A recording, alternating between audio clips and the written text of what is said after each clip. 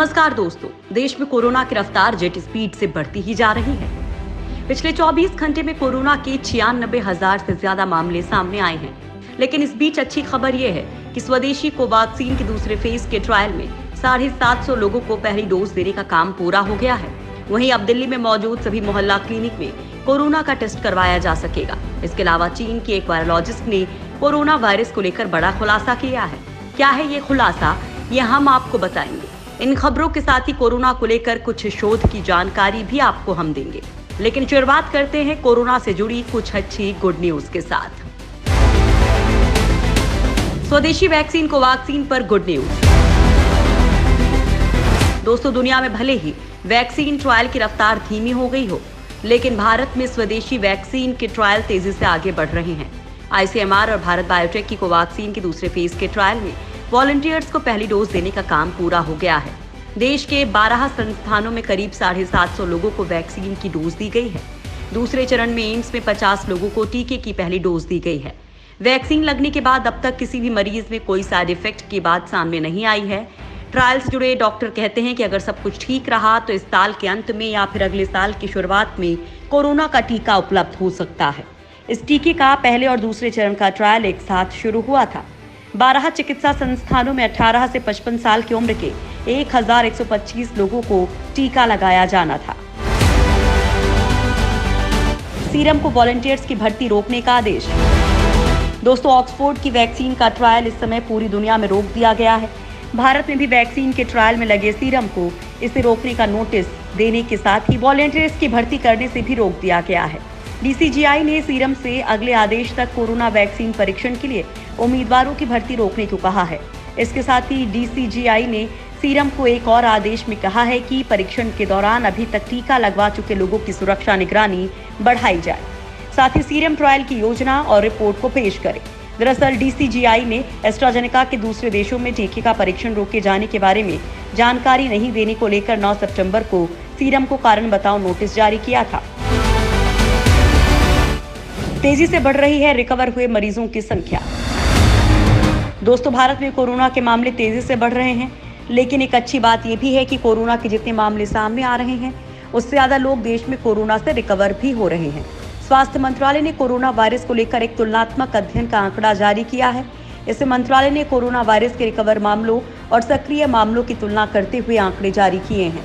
मंत्रालय ने कहा है कि ठीक होने वाले मरीजों का प्रतिशत और सक्रिय मामलों के प्रतिशत में जो अंतर है वो तेजी से बढ़ रहा है।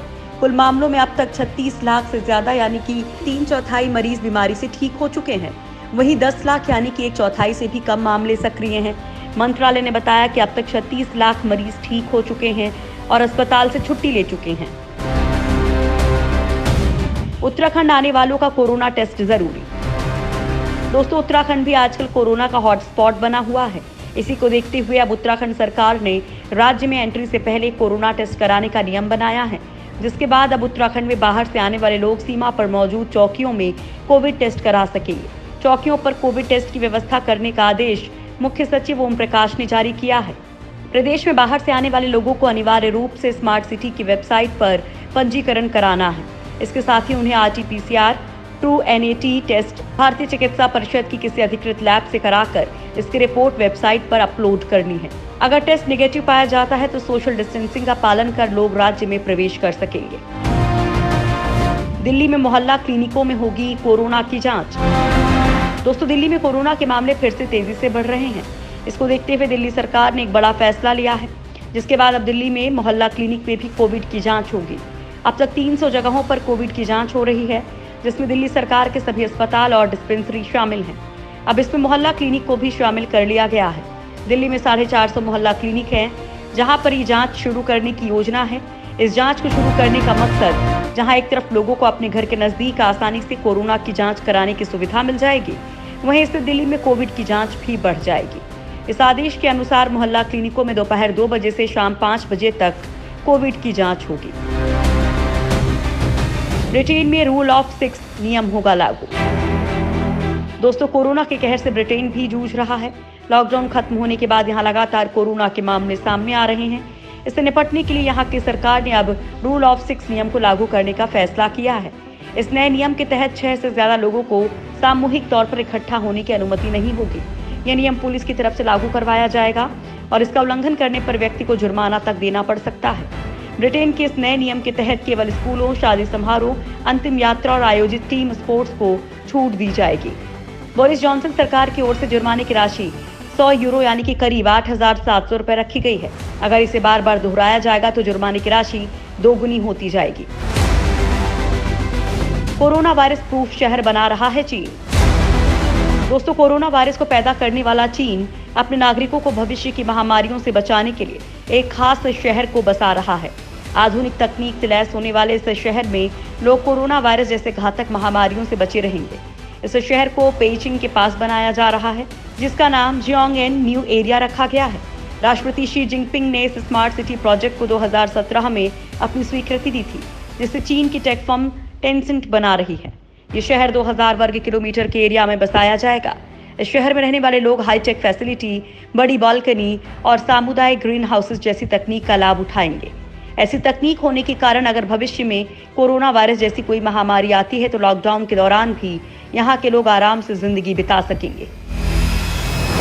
चीनी वैज्ञानिक का दावा, लैब में बना कोरोना वायरस। दोस्तों, चीन पर कोरोना वायरस की उत्पत्ति को लेकर लगातार सवाल उठते आ रहे हैं। अमेरिका से लेकर यूरोप के कई देश इस खतरनाक वायरस की उत्पत्ति के लिए चीन को जिम्मेदार ठहरा रहे हैं और अब खुद चीन की महिला वायरोलॉजिस्ट, जो कि चीनी सरकार की धमकी के बाद अमेरिका में आकर रह रही हैं, उन्होंने कोरोना वायरस के मानव निर्मित होने का दावा किया है। वायरोलॉजिस्ट ली मेंग यान ने कहा है कि उनके पास कोरोना वायरस को मानव निर्मित साबित करने के लिए पर्याप्त सबूत हैं, जिसे वो जल्द पेश करेंगी। उन्होंने चीनी सरकार पर गंभीर आरोप लगाते हुए कहा कि इस वायरस को लेकर चीन बहुत कुछ छुपा रहा है और मैं दावे के साथ कह सकती हूँ कि ये एक चीन द्वारा मानव निर्मित वायरस है और मैं ये साबित भी कर दूंगी।